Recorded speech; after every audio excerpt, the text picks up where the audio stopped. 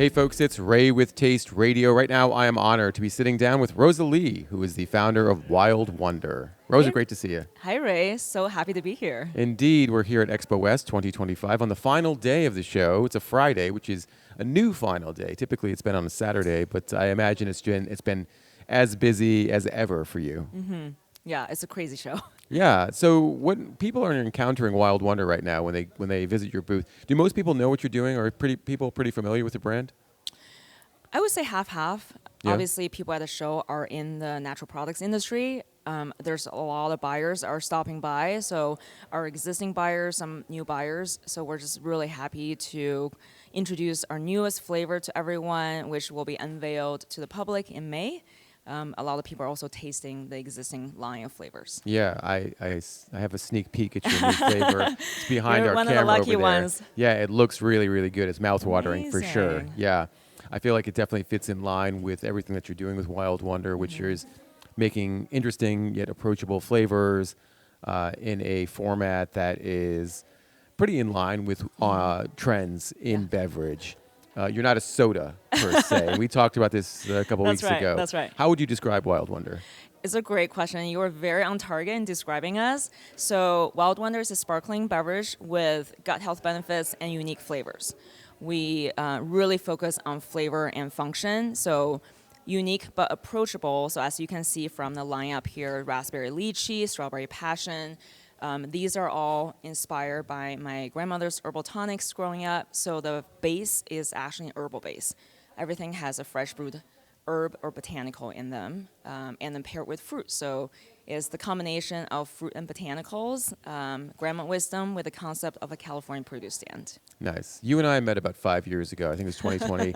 Right as soon as the pandemic, you can never get through an episode without talking about the pandemic. But That's right. You joined us for our New Beverage Showdown. That's right. In 2020. When it I was all had virtual. a very different looking product. You definitely did, yes. What was different about it? How has it changed since then? Oh, so much has changed.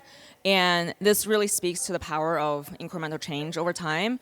I would say our brand essence has not changed. Our core values have not changed. But if you think about the packaging, the positioning, the flavor profiles have all been tweaked. So when we first started, when I pitched on Taste Radio, it was a glass bottle, first of all. So it looked like a kombucha bottle because our offering was very much kombucha benefits without the vinegar, and it's still very much like that. We just speak about it very differently. And then I believe we called it a super herb infusion, which no one understood. So it was very confusing to the customer. And now we really just focus on two things they value about us. It's the flavor and the function. So as you can probably see from the cans, the biggest thing that pops is the flavor name because people purchase based on flavor. And we also talk about the benefits, which is prebiotics and probiotics. And we also, so we changed the can from glass bottles to cans. That's one of the most impactful changes we made. As we're coming out of COVID, during COVID, people were looking to purchase products online. So there's a huge shift to e-commerce, various channels beyond retail. So having everything in a can format made the product more accessible. We also realized a lot of consumers, the way they drink kombucha, they nurse that bottle over time. So it feels more precious. And consumers are saying that they felt it was actually wasteful to go through multiple bottles a day. So having our drinks in a can format actually increased the usability, accessibility of the product, and the frequency of usage. Yeah, 12 ounces, a 12-ounce can. It's not a very difficult thing to drink. And yes, very few people that I know leave a half-empty can. Bottles, on the other hand, you close that up, put it in the fridge, it'll take a longer time. Yeah. So I'm sure it helps with getting people to drink more often. For Increase that velocity. Exactly. You mentioned kombucha. I think some consumers look at Wildwonder as sort of a cross between a kombucha and a soda, and I think that's kind of a good thing, right? I mean, kombucha certainly has a healthy halo. Certain segments of soda are looked at more favorably because they do have better-for-you ingredients. But how do you, if at all, navigate that balance? How do you incorporate that kind of communication into your marketing?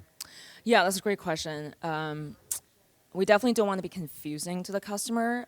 I would say the consumer, when they make purchase decisions, they're not thinking, oh, what category of beverage do I feel like right now? They're not thinking, oh, do I want a kombucha or a prebiotic soda or a coconut water or water. They're just looking for a beverage, maybe with their lunch, maybe it's like an afternoon pick-me-up. So maybe it's like they're just thinking, I want something fruity. I want something sparkling.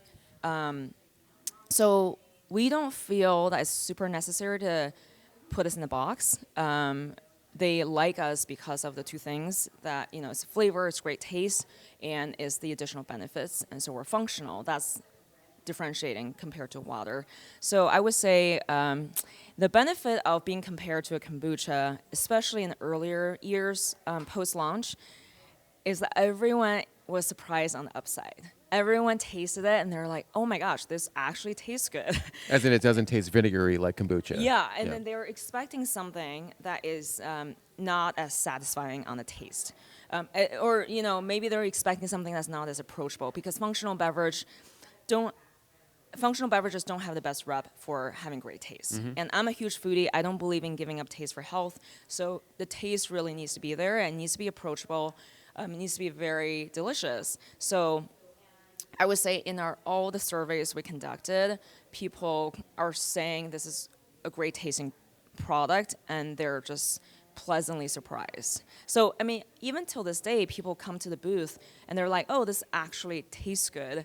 And whenever they say actually, it makes me think, oh, are they just expecting beverages to not taste good? Yeah. So, so it really benefited us to taste more approachable, more mainstream. And because we don't say it's a kombucha, we don't call ourselves a kombucha, and it's not a kombucha, I don't think there's much fear nowadays, especially with all the prebiotic sodas that's launched on the market, for people to assume that we're not going to be good tasting. It actually tastes good. I think you mentioned people aren't necessarily looking for a specific category. They're not saying, hey, I want this particular category, that particular category. But inherently, that's where they're going to find them, in the stores, right? So when you're talking about merchandising Wild Wonder, and you're encouraging retail buyers or retail merchandisers to say, this belongs in this part of the store, that part of the store, not necessarily, because if it's next to kombucha, I think the person who's looking for a better for you refreshment drink isn't necessarily looking in kombucha because they're afraid of that taste. So how do you talk to merchandisers about where to position your brand on shelf so that more people can be aware of it and eventually try it? Yeah, 100%. And I think that's a super important question in thinking about how do we position ourselves in the market, and that truly affects our sales, our performance. So we are in the kombucha shelf. We talk to the same buyer as kombucha, and sometimes, depending on the retailer, that's the dairy buyer, sometimes the produce buyer. But the way we position is gut health. So we offer both prebiotics and probiotics. When people are looking for something functional, they're looking for something that's good for digestive health, they are going to that fridge. And this is actually similar to Olipop when they first started, before they launched that ambient line, is because they're offering prebiotics benefits, they are in the kombucha shelf. So I would say that's beneficial to us because, one, it's a can, so it's not a bottle, so it does stand out. And two, we offer different flavor profiles, something incremental to that customer who's coming to the shelf. It's not a kombucha for people who are just thinking, hey, I want something that's better for my gut to consume. They're not just limited to the same vinegary offerings. Is it more helpful to be in kombucha because you stand out there versus saying being in soda? I would think you'd want to be in soda, in that soda category, but in kombucha, as you mentioned, you stand out because you're in a can. It doesn't say kombucha certainly anywhere on your can. So is it, you're talking about velocity, I just feel like your product might turn more in soda. Is that eventually where you want to be, though? So it's interesting because obviously now everyone's talking about soda. Before, no one was talking about soda. Right. And, there's so much shift in the market, and categories are shifting as well. Like the shelf for kombucha was purely kombucha. Now there's actually other functional beverages. Like sometimes it's even non-alc. There's not necessarily just gut health. There's other functions. There is some soda in that shelf now.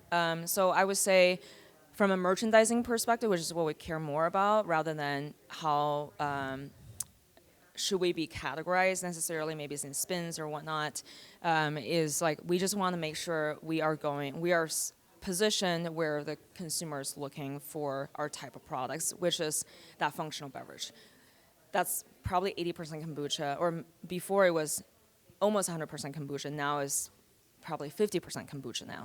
But they're still looking for functional beverages in that same shelf, especially being a gut health beverage, prebiotics and probiotics.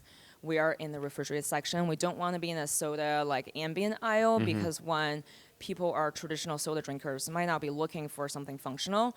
People who are traditional soda drinkers are also very much, they have a price target or a price threshold. So this is a premium product, and people are paying the premium for the benefits. 3.49 is not really that close to a Coke or Pepsi price. So we do think a lot about who is our target audience and how do we comp price. Yeah, I'm glad you brought up price because $3.49 is not necessarily a price for a mainstream consumer when they're thinking about a soda. It definitely feels like that's a price that they would be paying for a more premium beverage for sure. But you've grown Wildwonder, that is, pretty quickly, pretty fast in these last few years. And I wonder about your pricing strategy as it relates to distribution. When you're breaking into those new markets and new channels, how do you think about aligning pricing and distribution? Yeah, that's a great question because we are always looking at how much is the customer willing to pay and like what are they saying to us in terms of what we can do better. We're always trying to be at least like 1% better every day. So price is something that we are thinking about as we expand to conventional retailers and mass retailers. I would say looking at our velocity today, and we are top in terms of velocity performance, people are paying the premium. So we're not so worried about price today. Obviously, as we grow, maybe we expand more with Walmart, we expand more with the conventional retailers, they're going to be looking at, there's going to be some price compression. So we just think about, okay, well, Walmart usually looks for a certain discount to the rest of the market. Costco will want to offer a percent value to their customers. So we just want to make sure the math works while still maintaining a really solid margin so we can grow profitably, sustainably. But so far, we're not so worried about pricing. I would say, to your point earlier, if we were to position ourselves in the soda category, people are going to be expecting $2, $2.50, that type of price range. Kombuchas are priced at anywhere between like $3 to $4. So when they first started, they were at $5. So for some of the premium products, they are priced higher. So we offer more benefits in each can, really unique flavors, staying true to our value and why people are buying us will continue to command that solid velocity at a higher price. You mentioned two very big retailers that a lot of folks would want their brands to be sold in. That's Walmart and Costco. Did they reach out to you, or were you chasing those two retailers? I actually met them at a show at At this Expo West. show? Okay, how about that? Not this year, previous year. So this speaks to the value of being at Expo West, and this Sure. is truly the Super Bowl of natural products. Did you have a booth?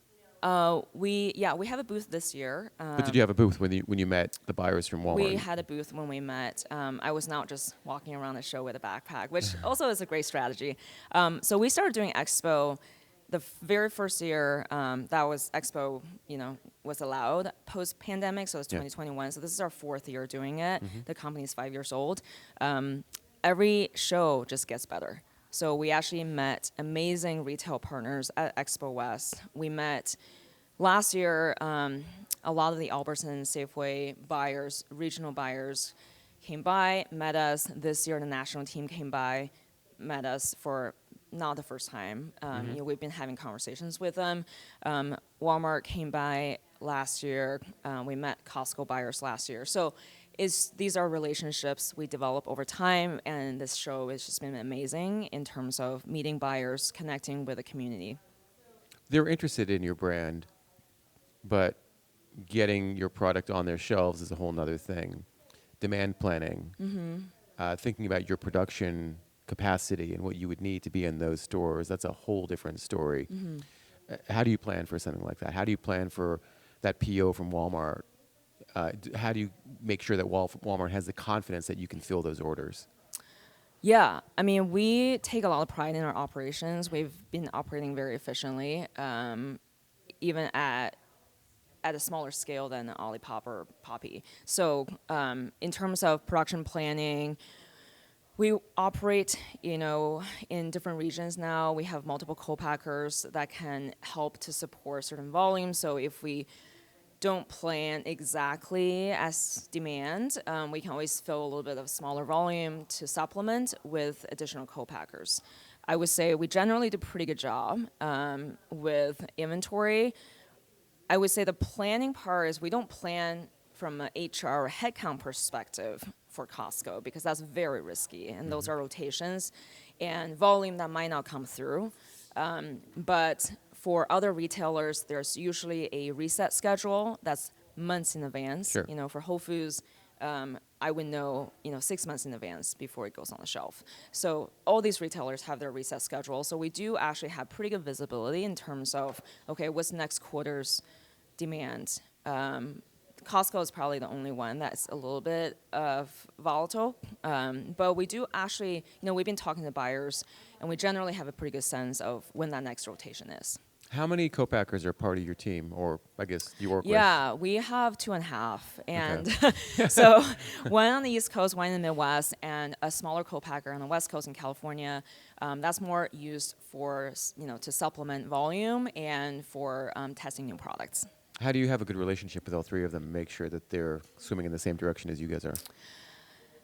It just takes time to build relationships. We are very good at communicating what we need, and What do you mean by that? yeah. So anytime anything changes, anything that we have a shortage in terms of raw material, we would communicate as early as possible.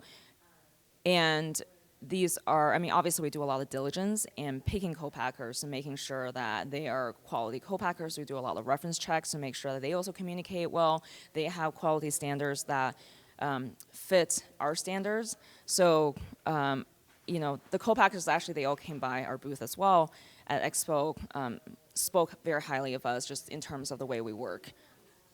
And I think that's the key, right, is making sure that your expectations meet their expectations and vice versa. And I always hear that there are lots of problems, or just you should expect problems with co-manufacturing. It's just going to happen. But it can't be such that it breaks the relationship. So when you do have a problem, and I'm sure you've encountered them, how do you approach it as a founder? Yeah, it depends on the problem. Some of those problems are minor.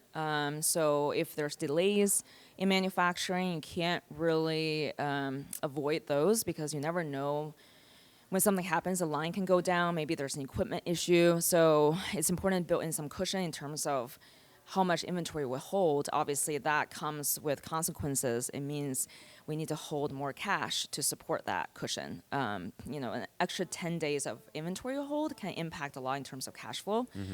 So, we have a line of credit that we can draw down if we need a little more cash. That protects us. But I would say there are some major problems that I've seen as well, like during COVID.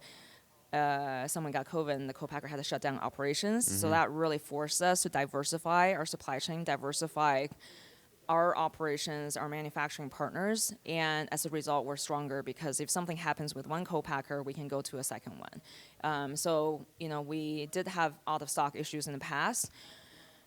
When, there was a quality issue, we didn't like the level of quality that is produced. So we made the hard decision to not sell those products. And what that meant was we were out of stock. And so, And you were out a lot of money. What's that? And you were out a lot of money. That's right. That's Yeah. right. So that is going to be, if that were to happen to anyone, that's definitely a more major issue that, we had to work with our co-packer to figure out what happened to make sure that doesn't happen again. And that's costly for everyone. It's additional resources we all have to devote to that type of situation. And if that couldn't be resolved, then we would have to diversify even further our manufacturing partners. Do your retailers understand when things go wrong? I mean, at this point, it feels like you're pretty much efficient and on time getting Yeah. product when it's supposed to be there. Yeah. But when it hasn't, how does that conversation go? Yeah, we definitely notice our retailers right away. So that comes similar to what we talked about. Communication is really important. We always communicate problems whenever they happen. We don't hold off. If there's ever an out of stock situation, we let them know right away. And retailers really appreciate that. They obviously, we don't want problems, but they also don't want to find out, as a surprise. So they want to know as soon as possible, so then they can also respond in a Right. productive way. So when we were out of stock last year, we did communicate that to all of our buyers immediately, and we made a decision to essentially prioritize retail buyers, and then we basically took our online sales off, essentially just to, not reallocate the inventory from online to retail, so we can service the retail customers. Did that impact did that impact your relationship with your online customers? Because if some of them were expecting shipments and their regular subscription Yeah. shipments, and now they're like, okay, I'm not getting this for a certain amount of time, how does that affect that relationship? I actually don't think it hurt our relationships at all. I mean, we always had really strong sales. I mean, if you're not getting your subscription 1 month, yeah, sure, people can be sad, but they also understand that there are circumstances that dictate volume or inventory availability. So I think after COVID, everyone understood that there's always out of stock issues. And yeah, we didn't see any damage to our reputation. We also communicated very early to those online customers, hey, we're out of stock. Just bear with us while we replenish our inventory. So I would say, I don't think the out of stock situation really affected us in any negative way outside of a dip in sales for 1 month. It's really important to have good relationships with those customers because they are loyal customers for the most part, I would think. But they also are helpful in telling you what they want to see out of your brand, how they think about your brand. I'm sure you take cues when you are listening to those folks in how you talk to potential new customers. How does social listening impact your overall marketing strategy and new product development, like your upcoming product here? Yeah, we're constantly listening to our customers, and it's so important to really focus on our core values and core competency. I think for startups, one of the hardest things to do is the balance between focus and innovation. A lot of people are attracted to shiny objects, and we're forced to constantly generate buzz, especially given the noise on the market. I mean, have you seen the number of prebiotic sodas that's launched in the market in the last 2 weeks? So I would say we use social listening to figure out what do they care about, what are they looking for, and how are they consuming our products. There's actually a framework called Jobs to be Done by Dan Olson, and it's really a matrix. Think about it as on the x-axis there's the importance scale, and then y-axis there's the satisfaction scale. So satisfaction meaning how satisfied are people nowadays with everything that's offered on the market, and importance meaning how important are these product attributes to your customers. So we want to be focused on the important attributes that truly are driving buying decisions, or people really value and pay money for.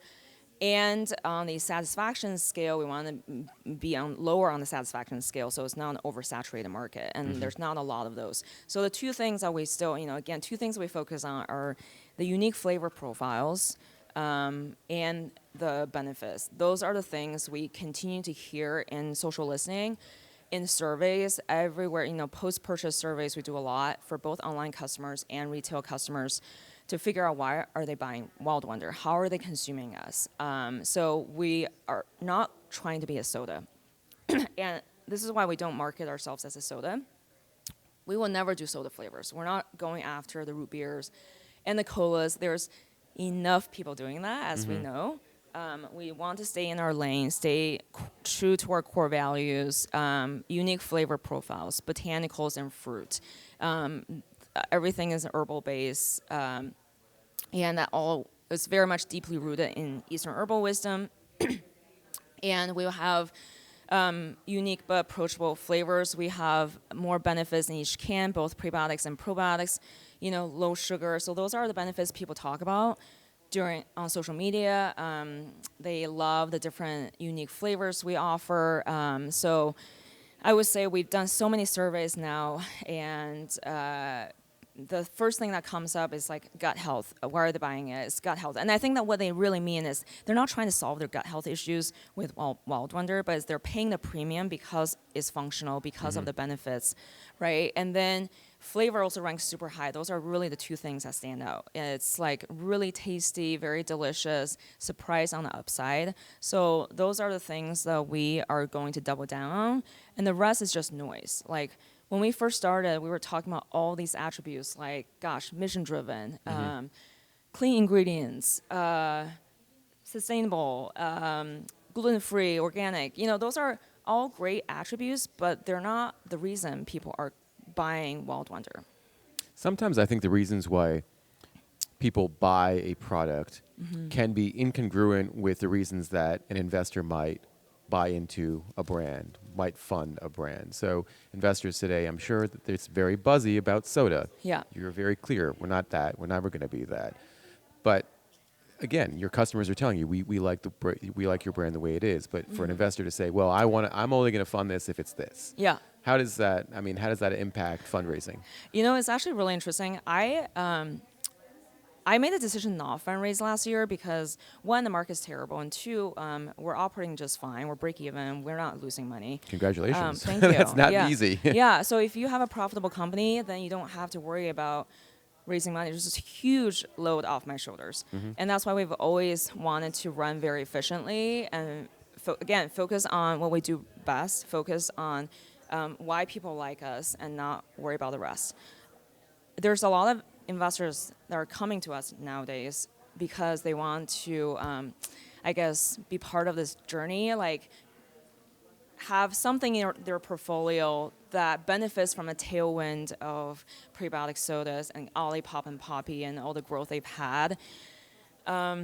So I would say it's actually a benefit to not call ourselves a soda. Okay. So because we stand out in the crowd, and they're actually telling me, and this is not just investors, buyers as well, they're coming to us and saying, hey, you guys' positioning is really unique.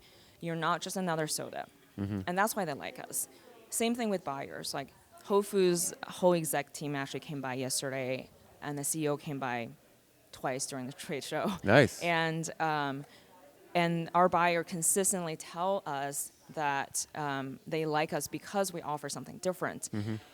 And if they were to just not look too closely, and everyone just looks like an Olipop or Poppy, and we look different, we feel different, we taste different, the story is different. So, and I think if I were a retailer, I think about what kind of customers do I want to bring to my shelf and stores.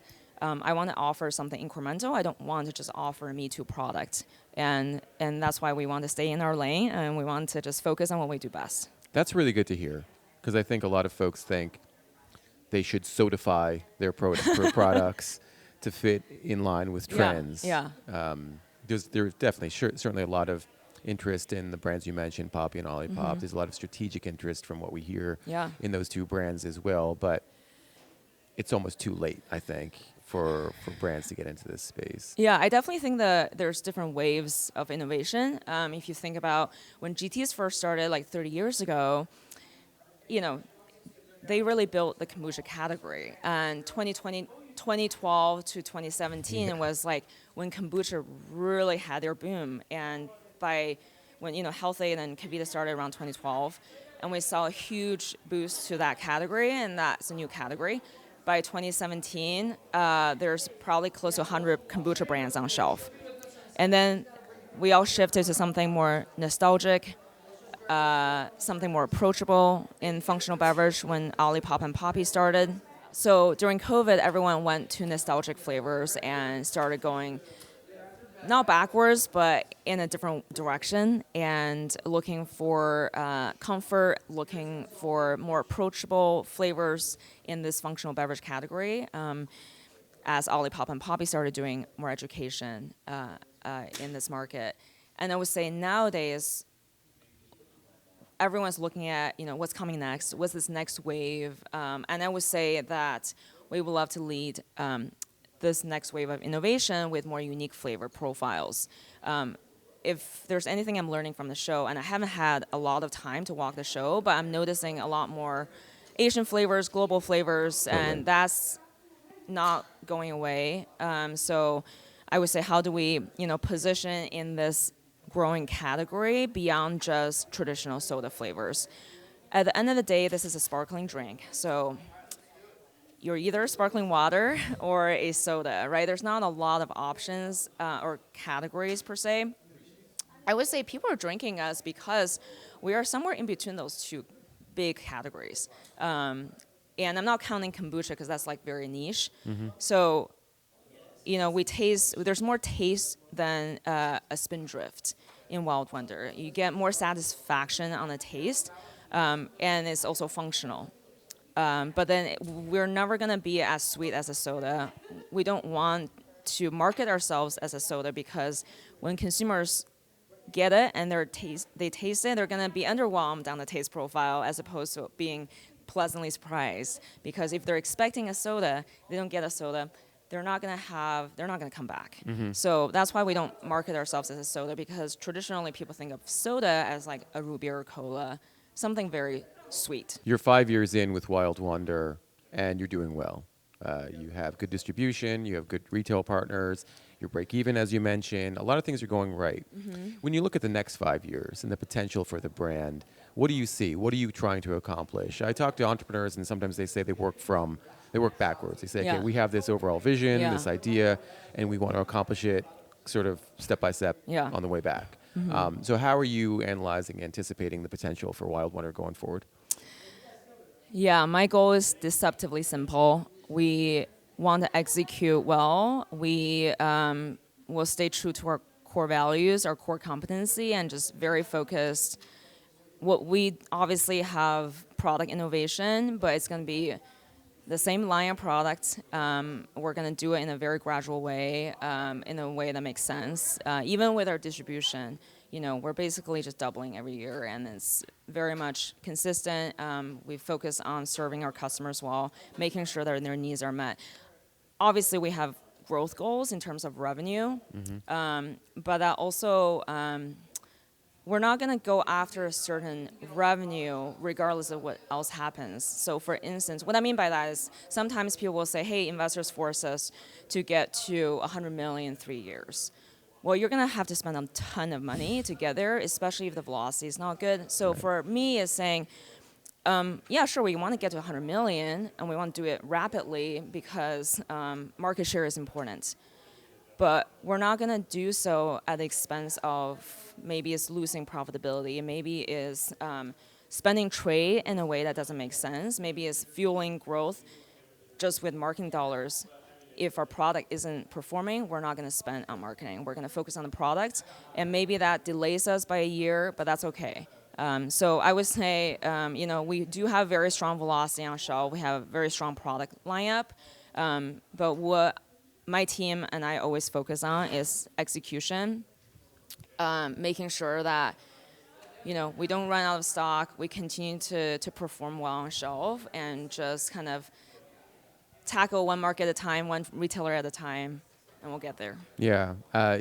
What you just talked about reminded me of an interview that I did with Nona Lim, who's the founder of Nona Lim's Foods, and she makes her brand was this groundbreaking brand of Asian-inspired dishes. And she talked a lot in that interview. She talked a lot about the importance of being able to generate retail velocity without a lot of marketing spend, without a lot of trade spend, and it's exactly what you were talking about. So it's great advice for anyone listening.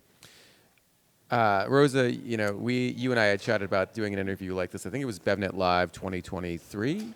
It was winter 2023. Yeah. I'm glad we're doing it now. I'm really, really glad, because you've gone through a lot over the past 18 months, I'm sure. Yeah. And I think it's helped your brand. I think it's helped you as a founder. And I think everything we talked about today is going to be really helpful for our listeners. So really appreciate the time. Thank you so much. Congrats on everything you built. It's Thank incredible. you. It's Thank not you. easy to build a beverage brand. I am 100% in line with that one. But you're doing it. Fantastic. Yeah. Thank you so much, Ray. It's just been so fun to be interviewed by you and share this journey with you. Thank you so much for saying that. Appreciate it.